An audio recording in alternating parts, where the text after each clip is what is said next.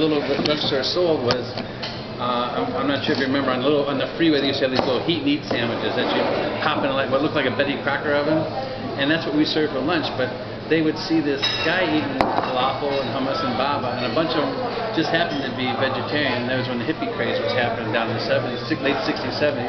They said, what's Fauzi eating? We want to try what he's eating. Because they didn't want these little things that are in a plastic bag that they're eating. They always came for our milkshakes, because the milkshakes were really well known for a long time. And still make them the same way I did when I was 14 years old, with lots of Piers ice cream, local companies, local dairy. We try to do everything local as much as we can, support the local businesses, and continue. It's 38 years now. What's the name of the ice cream? Piers ice cream. Piers, P-I-E-R-R-E-S. And then Hartzler Dairy is Hartzler Dairy, H-A-R-T-Z-L-E-R, is a dairy out of Worcester. And we get most of our syrups from, it's a company by the name of Ohio Farmers, which is down on 55th Street. And they get not only from local purveyors, but they get national things too. But that's where we get most of our cheese from and stuff. But what happened was, when you're looking at the menu, you see a bunch of initials and names. And the way that happened was, when I was just like a one-man show, because it was a drugstore with a little soda fountain. So these people would come in, and they'd order the same thing just about every day. So I'd have to take the order, make the food, wash the dishes, the whole deal, because that's just a little 7-seat place. So the same people would come in every day, so I just named it after them. They would create things and say, well, I like that spinach pie you have that Fauzi was eating, but can you put some cheese and mushrooms on it?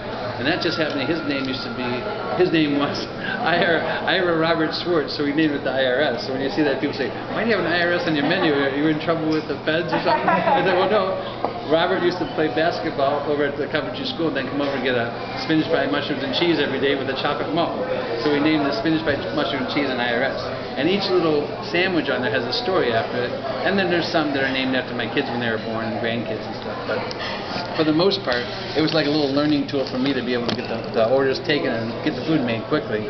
But now these people are all over the world, and some of them are pretty famous, working with Walt Disney and dancing with all these famous ballets, making albums in Paris, stuff like that. But when they come back into town, they're nice enough to stop in, and this is their home base.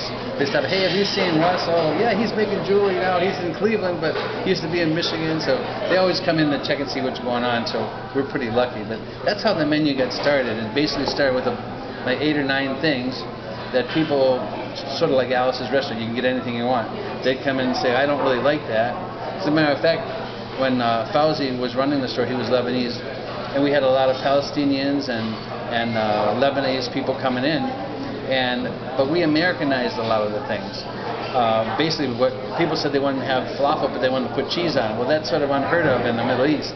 So the funniest thing I can remember is that the guys would come in, the Dr. Asbahi down at the clinic when he was training down there, he would come in and say, I like a falafel, but don't put any of that hair in it. He didn't want the sprouts in it, so don't put any of that hair in it.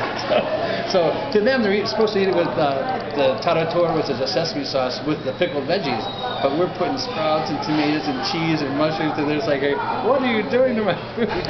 But it just so happened that people liked it, and we fell into this little niche, and thank God, through the years, if people wanted a falafel, they can go anywhere. But if they want a special BW, or they wanted a spiked hummus instead of a regular hummus, they'd come to Tommy's, because that's what we had on our menu regularly. So that's how the story happened with the menu. And you can eat healthy here, or you can not eat healthy. Oh yeah, well basically, you could. The milkshakes are not healthy for you, but they are really, really good. There's a lot of ice cream in each milkshake, but the deal is, now we have for all dietaries, people can't have milk. We have tofuti shakes. People can't have gluten. We have things for them on the menu. Macrobiotic. We have everything. Something every day that, no matter who's in your family.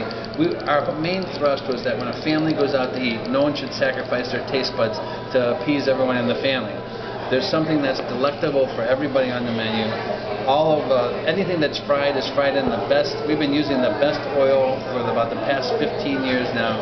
It's non-hydrogenated, high in omega-3. So even the fresh cut French fries are fried in that, and our veggie burgers are fried in that. People get a little leery about, oh, why do we have? I don't want our things fried. But when I tell them what type of oil we're using, and now more and more people are starting to use it. It's a high-end oil. For example, when Most of the other oils were at $9 for a 5-gallon pail. We were paying $24. Right now, ours is at close to $40, when everyone else's is probably around $24 now. What kind are you frying? What kind of oil? It's called it's a canola oil, but it's called Optimax, which is a non-hydrogenated, no trans fats, and it's very high in omega-3s, which most of the American diet now is lopsided between omega-3s and omega-6s. So this gives you a little bit runs up on getting some more omega-3s into your diet while eating some French fries or with a veggie burger. So we're very proud of that, and we based our name on being able to supply a family anything they wanted. And the vegetarians got to know us over the years because we grew very slowly. Our first, like I said, our first 7 seats, now we have 125 seats. They would know that there's no meat touch in any of their veggie items. We have a grill that's specifically for vegetarian items, a grill that's specifically for hamburgers and stuff like that.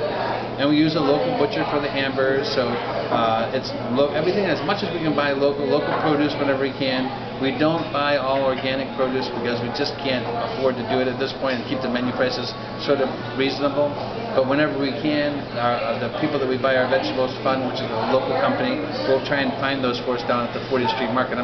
You may be visiting there sooner or later, but the 40th Street Market is where the North Ohio Food Terminal, where everyone gets all their food from.